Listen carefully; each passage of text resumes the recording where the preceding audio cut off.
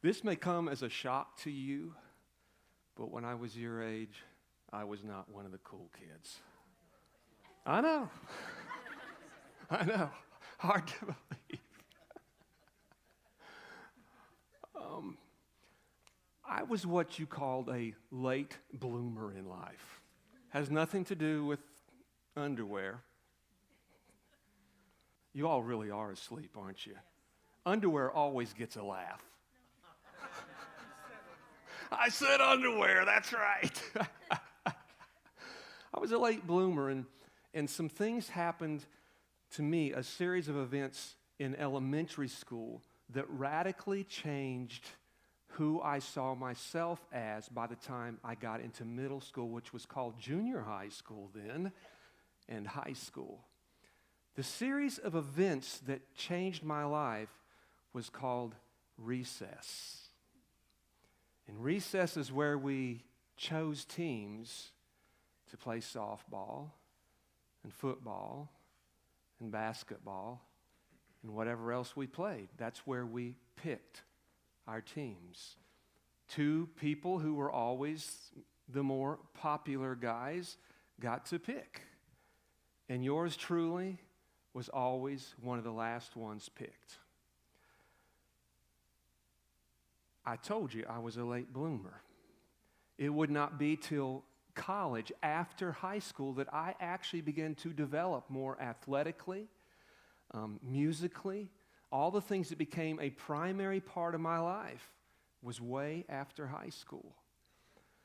Now, I won't ask for a show of hands who can relate to what I'm saying, getting picked last, but I want you to know it affects your self-image.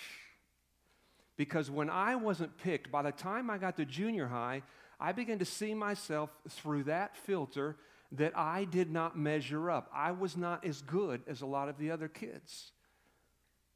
And I, like all little boys and girls, wanted to be liked. And I think I was pretty likable. I was a very low-maintenance child and easy to get along with, got along with everybody. I think I was very likable. But for some reason, I wasn't one of the cool kids. And when I got to junior high, that began to matter. And by the time I got to high school, it began to matter even more. The reality is, when I look back at that now, the view is very different than it looked at the time. Because at the time, I thought most of the kids were the cool kids, and there was just a few of us that went into the geek and freak category. The reality is, the cool kids was the minority, and us geeks and freaks, we were the majority. But that's not always how you see it. And I wanted so bad to just sit at the right table, be seen in the right places with the right people. It would elevate what today we call our status. See, when psychologists study what we're talking about right now, they call it status. And everybody wants status. Now, your first 18 years are your most impressionable years of your life, which will explain to you when you become older like me, when you look back at your whole life and all those years, it will help you understand why that those first 18 years, those memories stand out more than the memories after that. After high school and especially after college, everything becomes a blur. I remember a lot of stuff that happened, but I couldn't tell you if they happened within 6 months of each other, 6 years from each other. But the events of my junior high and high school years are still very vivid in my mind because I was very impressionable. And I will never, ever, ever forget the day that I was in the gymnasium one morning waiting on the bell to ring for us to go to our classes when the guy who was considered the guy of all guys in our school, he was a year older than me. His name was John. And he was king of the jocks. He was the star in every single sport, and he was an Adonis. And the girls just all drooled over him. And in those days, we had something that carried more weight than what it does now. They're called Letterman jackets.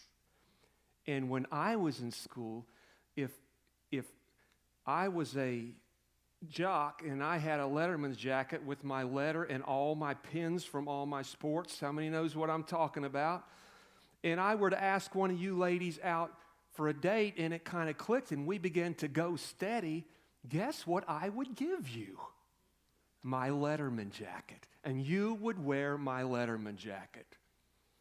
Well, I'm not saying that I really wanted to date John and go steady with him. But here's the difference in how I saw him and how I saw myself. One day we were in the gym waiting on the bell to ring, and there was a little store just right down from the school, and he wanted a Coke. Now, he was in the class with my older brother, so I knew him. He knew me. It was a small school. Everybody knew each other. He said, Scott, will you run down to Old Man Beckett's and get me a Coke? I said, I would, but man, it's freezing out there, and I didn't wear a Coke today. He pulled off his Letterman jacket and he handed it to me. He said, here, take mine. He thought nothing of it. He just wanted a Coke. But I was wearing John Kay's Letterman jacket and everybody saw it. Do you know what that did to my self-esteem just for a few minutes? Not because I thought anybody would think, hey, they must be dating, because in my day, they didn't do things like that. It was different from your day, okay? What I thought they would think is, there goes Scott. Wow, he must be John's good friend. I didn't know they were so close. You see, being seen in John's Letterman jacket gave me status.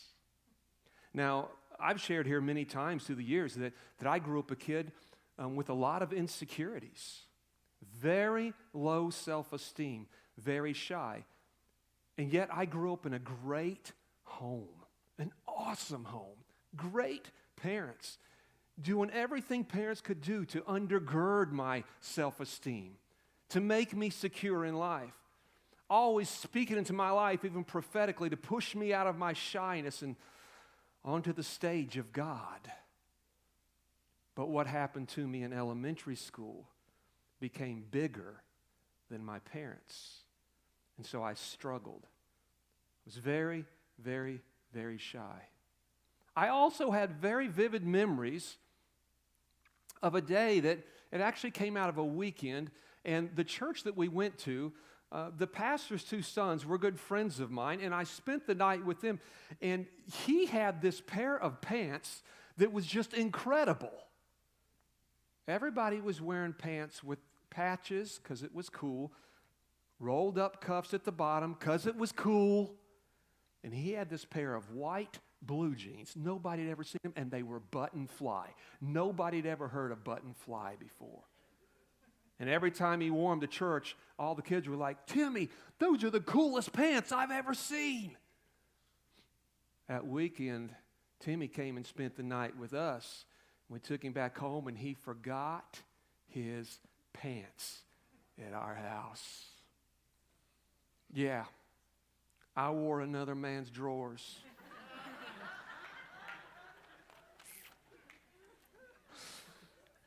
I put those things on, they were at least 3 inches too short for me.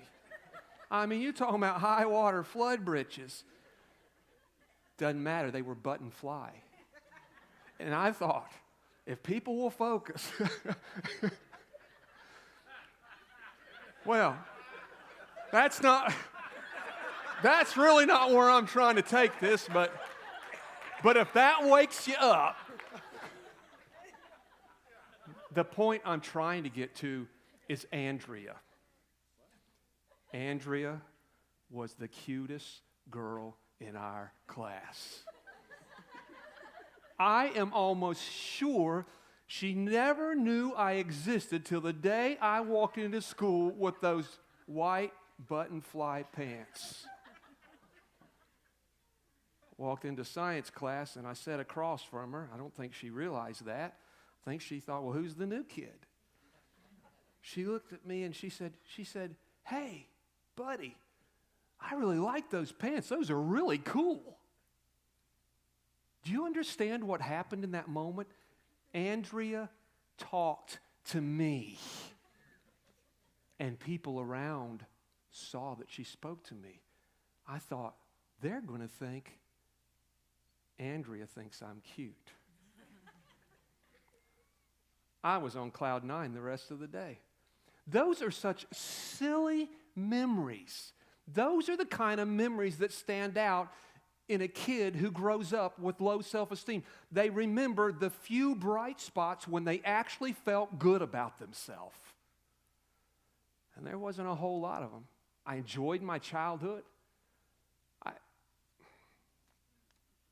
began to discover who I was once I got out of high school, because things just radically change when you leave high school, but I didn't know it then.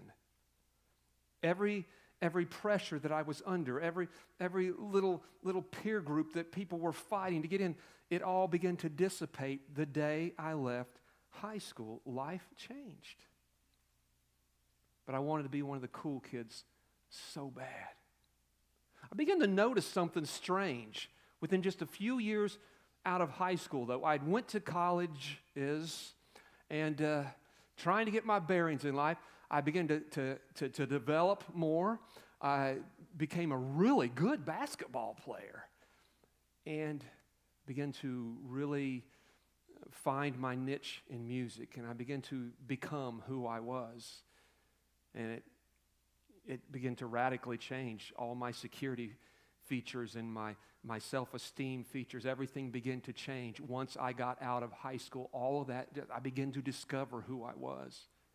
But I began to notice a few years after high school, and I left here within just a few years for a while, and I came back home, and I was just kind of surprised because just looking at my little specimen group of the kids that I graduated with, and I began to just find out who's here and who's over there, who still lives here, who's left.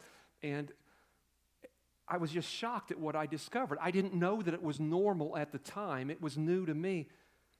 And I began to find out that the kids who were the super cool kids with all kinds of status that I went to school with was really not doing anything with their life.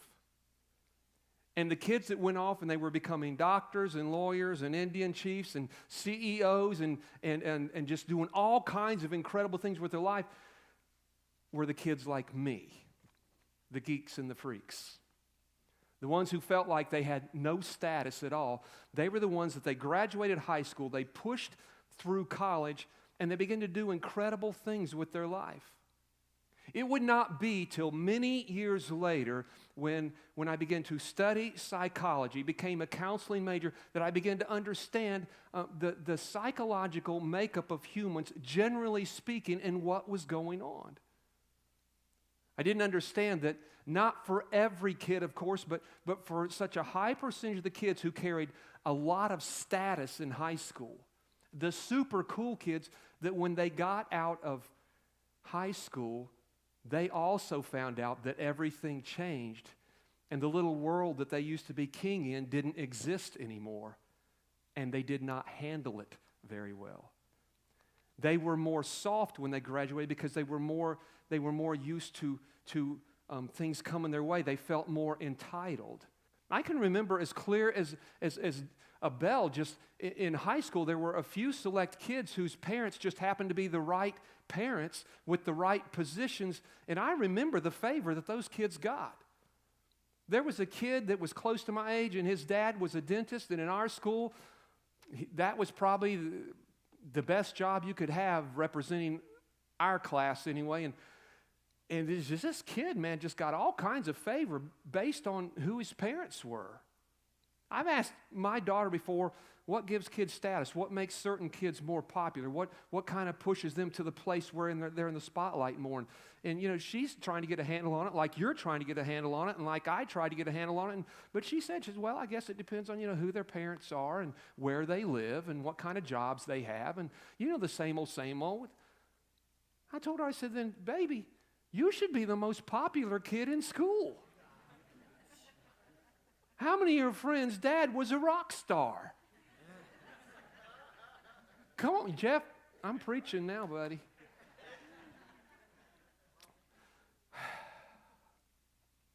Some things have never changed. You all think that it has, but the only thing that changes through time is technology. Human nature never changes. You will find that out. And there were not too many kids that drove cars when I was in school. It was a poor country school, and plus it was just a different time. My senior class, there may have been a half a dozen kids that drove cars to school at the very most. We still rode on those uncool, big, giant, yellow vans. You know what I'm talking about. And but I do remember there was two guys, and their parents bought them these really cool hot rods, man. One had an AMX Javelin. How many knows what I'm talking about? The other one had a Roadrunner, brand new off the showroom floor. Why any parent would do that to their child, I have no idea. Let me tell you about the kid with the Roadrunner. He was a year older than me. His name was Tommy. I never knew the kid hardly existed till he brought that Roadrunner to school and parked it in the parking lot. And I want you to know that Roadrunner gave that boy status, and within 2 weeks he was one of the most popular boys in our school.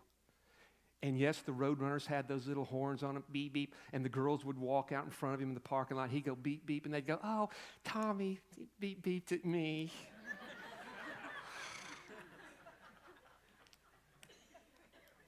Some things have never changed.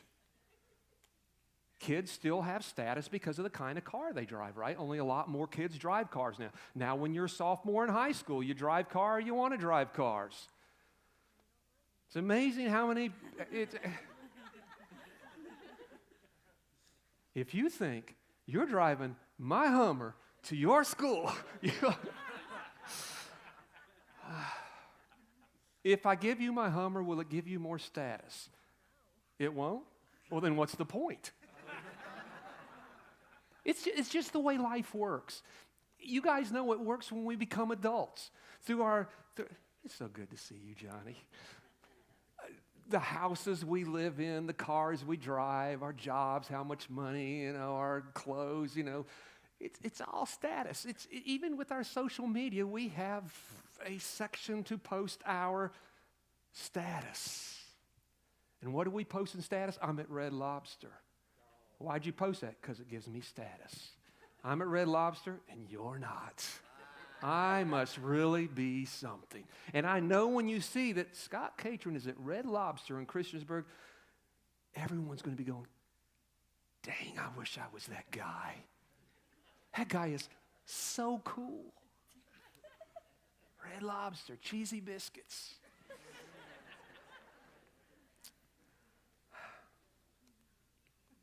This is not to take anything away from cool kids, because there's a lot of cool kids there with great families and great kids, and they're going to do so much. I'm speaking very generally right now.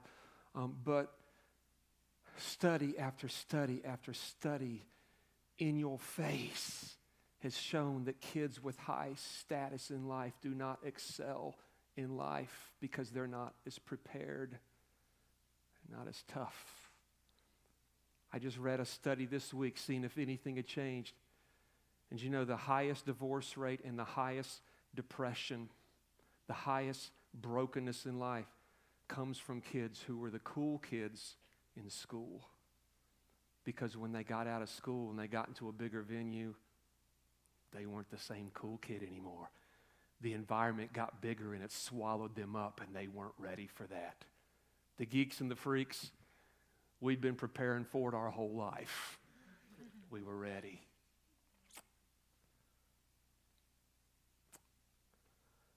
I read a paper this week by a child psychologist who was dealing with this subject.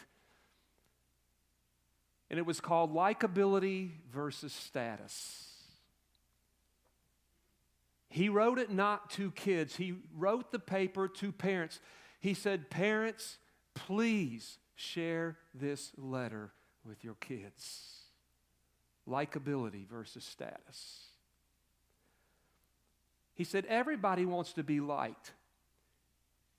In our adolescence, when we're in elementary school, there's something about the human brain. We want to be liked, and we're drawn to people that we think already are being liked. We are naturally drawn to people who appear to have power, how they seem to have some kind of hand in things, where they have some pull with people. They have favor. We're automatically drawn to people like that. We don't consciously think about it. It's a subconscious thing. That's when it begins to kick in. But he talks about how that everybody wants to be liked. And he said that is the one power that all human beings clearly have. They have the power to be liked. I want you to think about that. There's many things out of your control, many things that you just can't change. If you think you've got to have a new Camaro to be cool in school, that may not be in your power. But he was talking about likability and how that everyone has the power of likability, but not everybody has the power for status. He said, but if you will focus through your middle school and your high school years on just being a likable person, you will be liked. And he said the thing about likability, it has a shelf life where the date never runs out. It carries with you to your last breath. He said status, on the other hand, that thing that everybody yearns for as teenagers, he said status definitely has a shelf life. And it expires the day you walk out of that high school. He said, and kids will find that if they focus too much on their status, it was short-lived. It's expired now. And now I'm not prepared for the real world. But if we focus on likability, that's where your future jobs are going to come from. It's your advancements, your promotions, your raises. It all is directly connected to likability. And you have the power for that. I want to show you a passage of Scripture before we leave that changed my life when I was very young. And a lot of you have seen this passage. You've heard it, but it's never landed on you. I had read this passage dozens of times. And then one day, I was just in the right place at the right time. My heart, my frame of mind, it was all positioned for me to read it. And for the first time in my life, take it personal. And I heard the voice of God speak to me. It changed my life because I was still viewing my life through the image that I felt like was who I was. My self-image was terrible because I was the last one picked. My self-image was terrible. And I read this from the Psalms one day in Psalm 139. For you, Scott. For you, say your name. You created my inmost being. You knit me together. Who? Me. Together in my mother's womb. You created me. I praise you because I am fearfully and wonderfully made. It speaks of detail. It speaks of being very methodical and very intentional in how he made each one of us. Your works, God, are wonderful. I know that full well. I didn't know that full well. I didn't know that his works and how he created me was wonderful. I didn't know that. My frame was not hidden from you when I was made in the secret place, speaking of the womb of your mother, when I was woven together in the depths of the earth. Your eyes saw my unformed body. All of the days ordained for me were written in your book before one of them came to be. I read this for the first time in my life. I took it personal. That God saw me in my mother's womb, and by his own hands, I was fearfully and wonderfully, methodically made. I look exactly like he made me to look.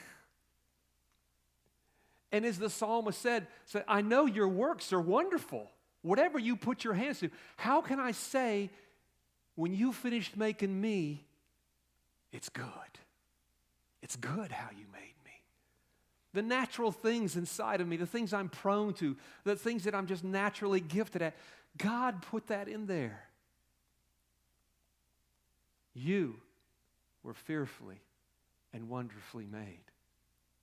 Do you know that full well the way the psalmist did? Because the psalmist that wrote this, can I tell you about him? He could have grown up with some pretty bad self-image also. He was anointed as a king when he was a little boy. But the prophet that came looking for the king, when he saw David, did not see a king. Look at this verse. Did I give you that verse? I didn't give you that verse. Forget that verse. Let me tell that story. I did not give you that verse. I know I didn't give you that verse. God told Samuel, go anoint the next king of Israel. Saul was king. Saul was getting canned by God. Samuel went to Jesse's household. Like God said, the next king is there. There were 8 brothers and 2 sisters there. Samuel walks in and he sees the oldest son. And he's strong. And he's powerful. Savannah, give your neighbor a powerful nudge there.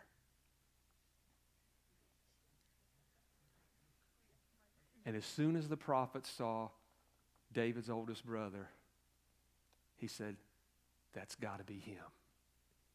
He judged him by how he looked, because he was tall and he was strong. God said, don't you judge him by the outside. He said, I don't judge anybody by the exterior. I judge them by what's in their heart. What does that mean if God judges our heart, but everyone else judges us from the outside? What matters the most? He kept going down the line and there was nobody left because little David was out tending the sheep. And God said, nope, not him, not him, not him, not him. You'd find out later on in the story that all these brothers were warriors and David's job was just to take them lunch while they were on the front lines waiting to fight the Philistines if they were brave enough, which they weren't. He said, there's another one. Keep looking. When he found David, David was the smallest. He was the youngest. He was the one who seemed least likely to be king. I want you to know, studies have proven over and over and over again, the kings in this life are rarely the cool kids in high school. They're the geeks and the freaks. They're the scientists. They're the great doctors. They're the great inventors. They're the CEOs of powerful companies. They had a drive in them to overcome that a lot of kids didn't have. Look at this last verse in 1 Peter 3:4. Instead, it should be that of your inner self, the unfading beauty of a gentle, quiet spirit, which is of great worth to God. Can you back up to verse 3, please? Your beauty should not come from outward adornment, such as braided hair and the wearing of gold jewelry and fine clothes. Instead, it should be that of your inner self, the unfading beauty of a gentle and quiet spirit, which is of great worth in God's sight. As you get older and the very existence of God begins to mean more to you, God's opinion of you will begin to mean more. When you're young, you're going to live forever. You believe in God. He's out there. Yeah, He's doing stuff. But we're just so busy trying to get our life going that when you're young, you don't really stop and think about God's opinions and what God thinks about things. But as you get older, it's going to matter more and more. God says it's what's going on inside of you that is of great worth. Great worth. Almost every kid that I went to school with that was the prom queen and the basketball star at some point, I've had to try to help them get out of their pits in life. Struggling. Was not ready. Why am I saying this to you? Because you may be sitting there going, well, Pastor Scott, I don't know. I'm not real happy with this because I am one of the cool kids. And it sounds like you're against cool kids. I'm not against cool kids. What I'm trying to tell you is you are cool kids. And what makes you cool is not the car you drive. It's not because you're a sports star. It doesn't make you any cooler if you do something good than if you do something mediocre. I threw myself into academics when I was in high school because it was clear to me that I wasn't going to be one of the star jocks. It was obvious when I looked in the mirror I was never going to be the prom queen. Unless Timmy would let me keep those button flies. And then who knew?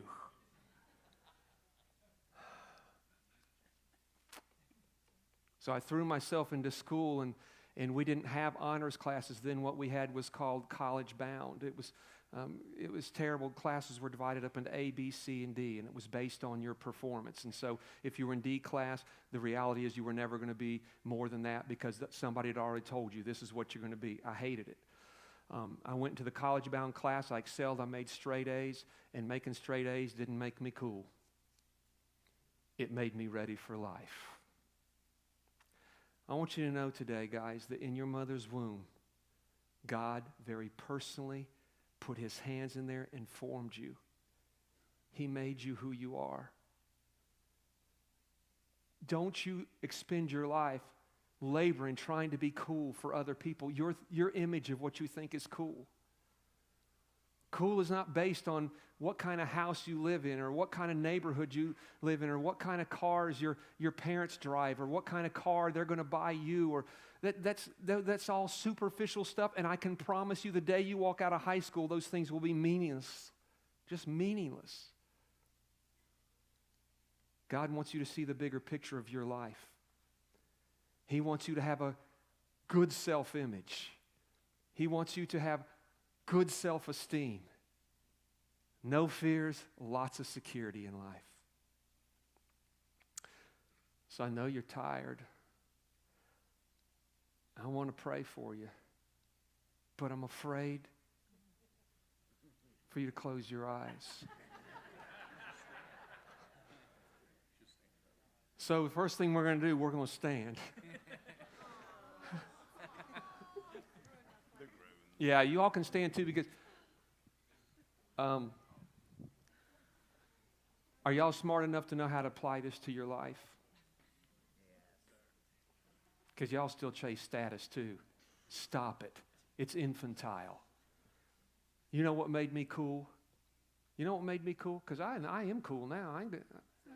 There's no sense with this faux humility stuff. I'm cool. I know that. I'm the Adonis now. You should see John. He's terrible, man. He started smoking Lucky Strikes. You ought to see his skin. It looks like leather. Me, I developed. Well, I don't, you know. You know what I mean, John. Y'all stay awake. I'll be back.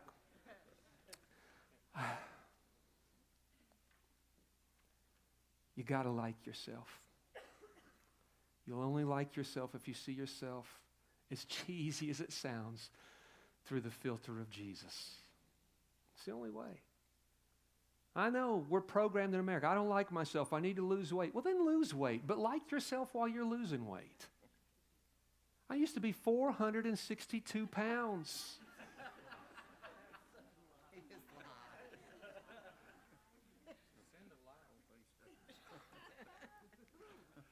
If I add up all the weight from multiple years. Look, I'm going to tell you, I didn't like myself because I didn't always have this body. Oh, come on. I didn't always like myself. Very few people look in the mirror and like what they see. It's shallow. We've got to stop this mess. You've got to look in the mirror of God and see what God sees. Amen. You've got to learn to look at yourself the way that you look at your kids. Have you noticed that all y'all just think your kids are awesome? Any of y'all want a second opinion on some of your kids? Everyone's like, well, all babies are cute. No. Are you kidding me? I've seen babies that look like they were straight out of a Wrong Turn movie. I mean, one eyeball up here and one down here, and the mommy's like, oh, they're just so cute. I'm thinking of a Seinfeld episode now, huh?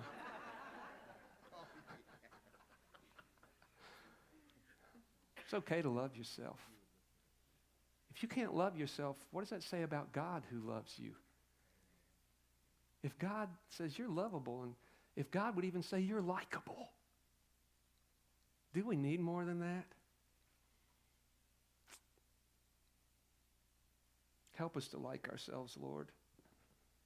Even while we're changing, even while we're looking at things in the mirror that we know needs to change.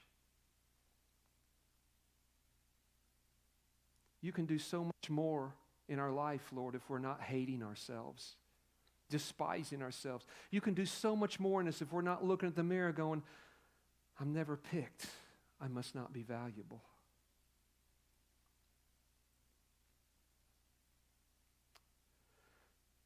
Lord, I thank you for what you did in these teenagers this weekend up on the mountain. Somehow make this the cherry on their Sunday today. All the teenagers that are here, not just the teenagers, but all of us. Help us, Lord. We're so American. We are so American. We are so driven for status. It really is shallow, Lord. Help us just to be so happy with how you think about us today.